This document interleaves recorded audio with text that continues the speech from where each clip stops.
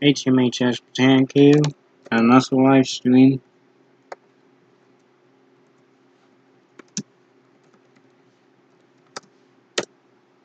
It's been forever since I uploaded. It was 6 weeks ago, or 4 weeks ago. I said in the last video.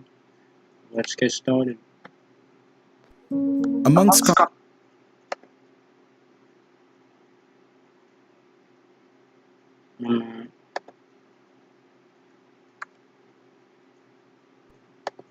Mm, let's do this.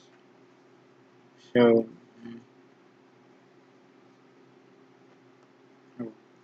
let's get into this video. Amongst conversations with ocean liner enthusiasts, it's often said that White Star Line sacrificed speed for luxury, or that Cunard sacrificed luxury for speed. But over the course of time, after learning more about ships, I started to realize, well, that's just not true either way. To understand why people say this, we have to go back to a time when the two great British shipping lines changed the way they both viewed passenger service. It was the decade of the gay 1890s, where luxury and fashion ruled the mindsets of the Victorians. Fashion not just in dress and style, but also in design, accommodation, and what was widely considered trendy. The wealthy corporations and private individuals were constantly competing to flaunt the best of the best. This is why the 1890s was really a fascinating decade for ocean liner fans, because this was when ships competed not only in luxury and size, but also in speed. Sick of all the ads like this one? Just head to adskiller.com, click on Activate Now, add AdsKiller to your browser. The shipping lines wanted the coveted blue riband, which was nothing of a physical trophy, but rather a title or accolade that named their ship the fastest to cross the North Atlantic. It goes without saying that passengers who traveled between Europe and North America also found it quite exciting to be on a ship that held the riband. It was a kind of prestige you could brag about when you were. I'll be doing another reaction video with the same channel that I'm reacting to right now, but it's gonna be just a video instead of a live stream, so I can do videos and live streams too. Arrived at your destination. The problem was that, at least in the 1890s, many ships won the riband by a small margin, and they didn't hold the title for very long. In 1891, White Star Line's Majestic lost the riband to Teutonic, which in turn lost the riband to City of Paris from the Inman Line in 1892. Cunard's Campania then took it in 1893, only to lose it to her companion liner Lucania in 1894. Lucania. The decade ended with the German ship Kaiser Wilhelm der Grosse taking. I don't like the German ships because the German ships, they don't look that nice like the other ships, because the Germans believe in male ships, and Cunard and White Star Line believe in female ships. The female ships look more better because they look more nicer and imitating at the same time. But that's just my opinion. The blue riband in 1898, and for 10 more years, the German ships would capture the riband one after another. This crazy competition was not cheap, however. Each ship had to outmatch each other in size and luxury, and then spend exorbitant amounts of money developing faster and faster engines for a speed title that would eventually be stolen by someone else. And the real kicker was that these ships only needed to reach these maximum speeds to capture the blue riband. After they held it, the ships would settle into what's called a service speed, which is basically a fast yet comfortable speed for the engines, and yet also economical. So even though passengers could brag that they sailed on a ship that won the blue riband by sailing an average of 22 knots, the reality is the subsequent voyages would travel at a more economically viable 18 knots. It was in the middle of this decade, while White Star Line was still planning for their next great liner, that they suddenly realized they wanted to make a change. When they looked at their speedy competitors, they could see that after the journalists finished prattling on and on about the speed of the latest and greatest ship, then the printers would start pressing out stories of how uncomfortable the voyages could be for second, third, or fourth classes on board. The shipping lines installed whatever engines were necessary to capture the Riband, sometimes fully knowing that their ships could vibrate quite noticeably. It's important to mention that the shipping lines usually tried to reduce or fix the issue of vibration, but even still, the Riband was a higher priority than that. White Star Line decided that their next liner would continue on the competition of size and luxury, but the engines installed would be ones that were merely intended. That's Olympic. I don't even Oceanic. I'm for certain that is Olympic right there. To keep up with an acceptable service speed, and also be tried and true. Oceanic. I guess I was wrong, that's Oceanic. To ensure minimal vibration. It turned out that White Star Line had made a very smart move, because passengers wouldn't care about arriving at their destination a few hours after the fastest ship, especially not when they enjoyed such a comfortable and luxurious ride.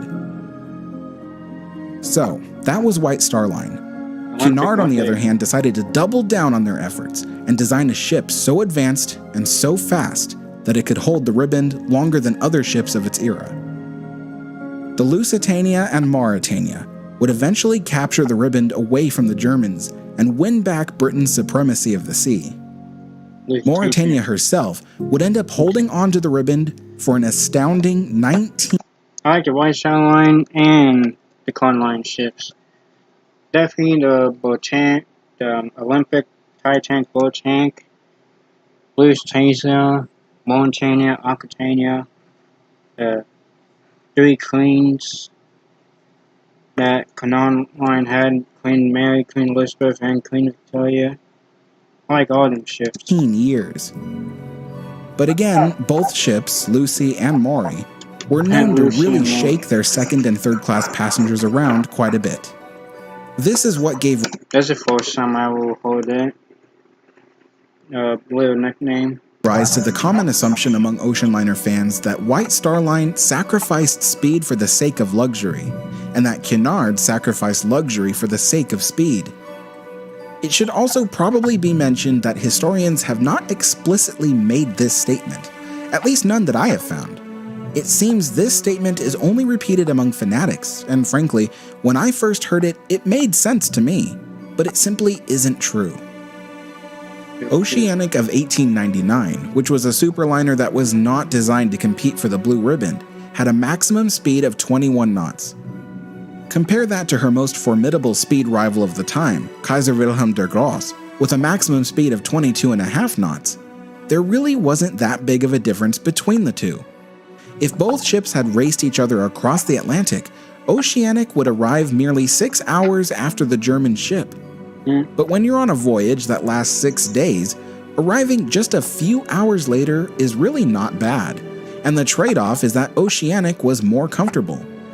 So White Star Line did not sacrifice speed, they simply sacrificed their desire to win the Riband. As for Cunard and the idea that they sacrificed luxury for the sake of speed, that one is equally false.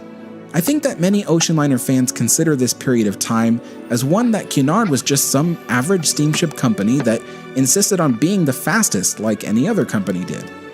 But it's important to note that Cunard ships generally were not considered any less luxurious than White Star Line ships. Actually, the luxury and accommodations between the two transatlantic competitors were more comparable than you might think. Almost any accolade Here's Olympic right there that you could give about the luxury and white glove service of RMS Olympic could more or less be given to RMS Mauretania, with some notable differences. I mean, Olympic had a pool, and Mauretania didn't. Olympic was larger than Mauretania, but this argument is not about size. True. It's about the white glove luxury. It doesn't matter what size a ocean liner is. All about luxury service. However, some of you would say that the uncomfortable vibrations on Mauritania made her less luxurious. I suppose if you factor in comfort along with the fancy service, then yes, that would make sense. So to summarize what I'm saying, the beauty of a ship is objective and based entirely on a person's preferences and opinion. But the level of service is a luxury that can be measured. In fact, we do it all the time. In the United States, the AAA often grades hotels, giving them however many stars or diamonds they think it has earned. So between Cunard and White Star Line, their level of luxurious service was pretty much equal. But, playing the devil's advocate, take a look at this. This may seem like a White Star Line advertisement for their service, but actually, it is a lapel pin that Cunard stewards and waiters wear on their modern ships. As you might know, Cunard and White Star Line merged in 1933, and since then, White Star Line has been completely absorbed and dissolved. That being said, it seems even Cunard Line acknowledges that there was something unique and memorable about White Star Line's service. If you would like to know more about what made ocean liners vibrate, simply click the link in the corner. There's the next video I'm gonna react to. Or check the description below. Well, I hope this was an enlightening video. Did you think there was something I missed or didn't discuss? I'm still learning about ocean liners, and I want to hear from you about how you view this subject. As always, if you enjoyed the video, be sure to leave a like and subscribe for more content about the age of steam. That's a nice video. If you enjoyed this video, hit the like button. If you're new to your channel, hit that subscribe button, notification bell. The new videos are coming out, and I'll be starting to make content every day, so I can put more content on it instead of taking a little break. And I can be making content for my channel, so that's what I'm gonna do. See, wait, before I go, I'm planning on making a second channel, but I'm not sure if I am. But I did make a poll, or whatever you want to call it, on my channel. If you go to my channel and go to commentary, I made a poll saying so I make another second channel, and you can vote. So yeah. And once again, if you enjoyed this video, hit the like button. If you enjoyed my videos, hit the like button. And I'll be making new content